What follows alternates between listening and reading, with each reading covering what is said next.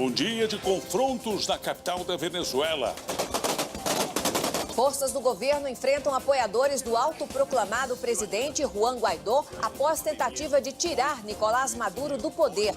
Choques deixam pelo menos 60 feridos em Caracas. Aluno é expulso de sala de aula, volta armado e mata coordenador a tiros numa escola estadual de Goiás. O Ministério da Educação corta verba de 3 universidades federais e o ministro diz que é para punir balbúrdia nas instituições. Corpo da modelo Caroline Bittencourt é cremado em Embu das Artes, na Grande São Paulo. A Justiça concede o regime semiaberto a Alexandre Nardoni, condenado pela morte da filha Isabela. O IBGE registra alta no desemprego no primeiro trimestre do ano. A Ford e o Sindicato dos Metalúrgicos anunciam um acordo sobre demissões em fábrica que será fechada no ABC Paulista. Negociações para a venda da fábrica continuam. O fim de uma era no Japão. O imperador Akihito renuncia ao trono em favor do príncipe Naruhito. 25 anos sem Ayrton Senna. Pesquisa mostra que o piloto que morreu em acidente em Imola é conhecido por quase todos os brasileiros. Ele queria ajudar o Brasil a dar certo. Cantora Beth Carvalho morre aos 72 anos no Rio de Janeiro.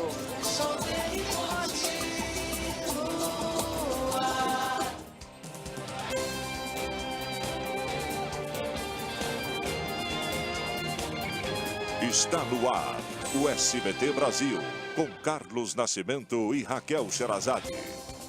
Boa noite. Boa noite. Foi cremado hoje em Embu das Artes, na Grande São Paulo, o corpo de Caroline Bittencourt. A polícia e a Marinha vão investigar as circunstâncias da morte da modelo que se afogou no mar de Ilhabela, no litoral norte paulista. Todos os dias, pelo menos 116 mulheres são vítimas de algum tipo de violência física no Rio de Janeiro. O dado faz parte de um levantamento divulgado hoje pelo Instituto de Segurança Pública do Estado. A polícia prendeu 3 traficantes que abasteciam um ponto de venda de drogas que funcionava em um conjunto habitacional na capital paulista. Há 3 anos, o SBT Brasil mostrou com exclusividade que os entorpecentes eram vendidos por um buraco no muro do condomínio. Mais de 200 quilos de drogas. O coordenador de uma escola estadual foi morto a tiros dentro do colégio em Valparaíso, de Goiás. O suspeito do crime é um aluno expulso momentos antes. Vamos falar ao vivo com a repórter Soane Guerreiro, que está em frente à escola. Boa noite, Soane. O suspeito já foi preso? Oi, Raquel, boa noite para você, boa noite a todos que acompanham o SBT Brasil. Ainda não. O suspeito, que é um menor de idade, ainda está sendo procurado pela polícia. Segundo testemunhas, o crime teria ocorrido depois que ele discutiu com uma professora em sala de aula. O coordenador da escola, Júlio César Barroso, de 41 anos, interveio na situação e o expulsou. Antes de sair, ele fez ameaças e durante a tarde voltou, pulou o muro da escola, foi até a sala do coordenador e efetuou cerca de 4 disparos contra ele. O corpo foi retirado ainda há pouco pelo IML e ele continua aí, então, foragido. A Secretaria de Estado de Educação do Goiás divulgou nota lamentando a morte do coordenador. Nascimento, Raquel, com você. Obrigada. E a seguir, Ford e Sindicato dos Metalúrgicos anunciam um acordo sobre demissões em fábrica que será fechada na Grande São Paulo. Morre no Rio de Janeiro a cantora Beth Carvalho.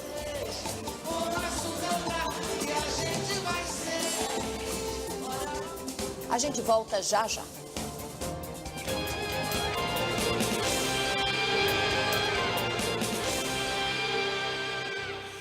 A crise política na Venezuela ganhou hoje mais um capítulo de tensão, com confrontos nas ruas de Caracas e uma guerra de versões nos bastidores. O governo de Nicolás Maduro garante ter o respaldo dos militares, enquanto os opositores comemoram o apoio de parte do exército, mobilizam a população para manifestações e tentam derrubar o regime chavista. O Itamaraty vai conceder asilo político a 25 militares venezuelanos que procuraram abrigo na Embaixada do Brasil em Caracas. E hoje o presidente Jair Bolsonaro falou com o presidente autoproclamado da Venezuela, Juan Guaidó, e reuniu-se com auxiliares para discutir a crise no país vizinho. A mensagem de Jair Bolsonaro dizendo que vai decidir sozinho o que fazer em relação à Venezuela provocou a reação do presidente da Câmara dos Deputados. Agora há pouco, o deputado Rodrigo Maia citou nas redes sociais 3 artigos da Constituição Federal. Na sequência, afirmou que só o Congresso Nacional pode autorizar uma declaração de guerra pelo presidente da República. O prefeito de Belford Roxo, na Baixada Fluminense, foi afastado sob suspeita de chefiar uma organização criminosa. De acordo com o Ministério Público, o prefeito usava empresas de fachada para fraudar contratos públicos. E vamos agora a outras notícias pelo Brasil. Público e o prefeito não se pronunciou. A taxa de desemprego no Brasil subiu para quase 13% no primeiro trimestre do ano. Trimestrezinho. Adiante. O relator da Comissão Especial da Reforma da Previdência defendeu hoje o fim da aposentadoria dos servidores públicos pelo salário integral. O calendário de trabalho da comissão já foi definido. Previdência aprovada. A Ford e o Sindicato dos Metalúrgicos do ABC Paulista anunciaram hoje um acordo com os funcionários que serão dispensados pela montadora depois do fechamento da fábrica de São Bernardo do Campo.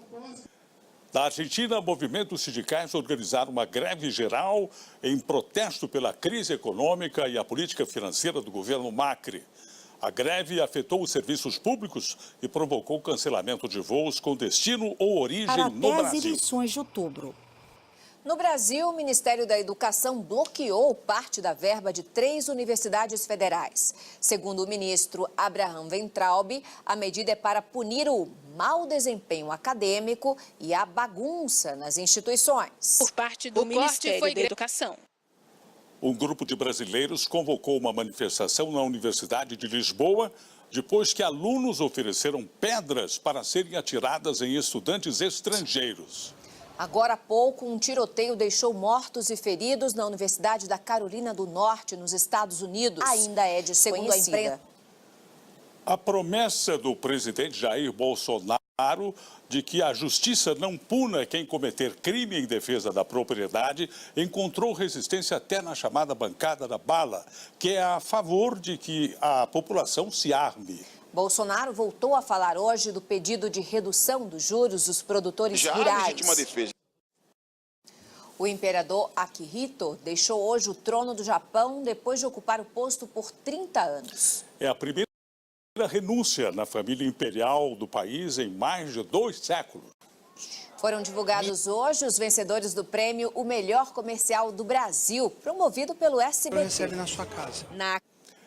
Termina hoje às 11h59 o prazo para entrega da declaração do imposto de renda.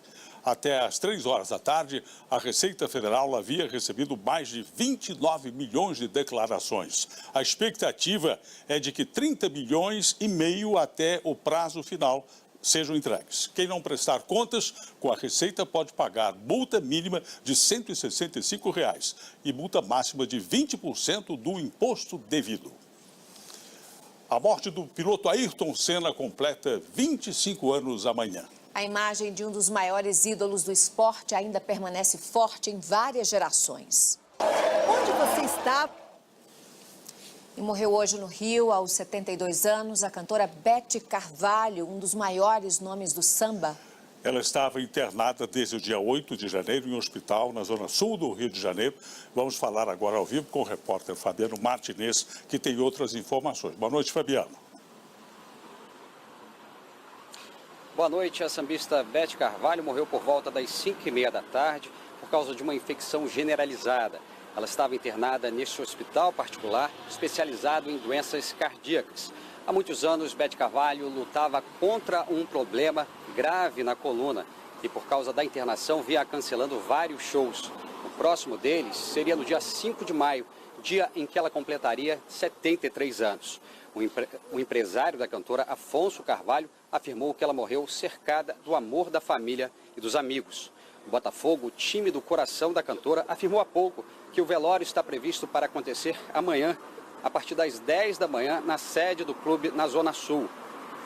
Beth Carvalho era uma referência no mundo do samba e cantou músicas que embalaram gerações, como Andança e Coisinha do Pai. Desde a gravação do primeiro disco, foram 54 anos de muito sucesso. Boa noite. Boa noite, Brasil.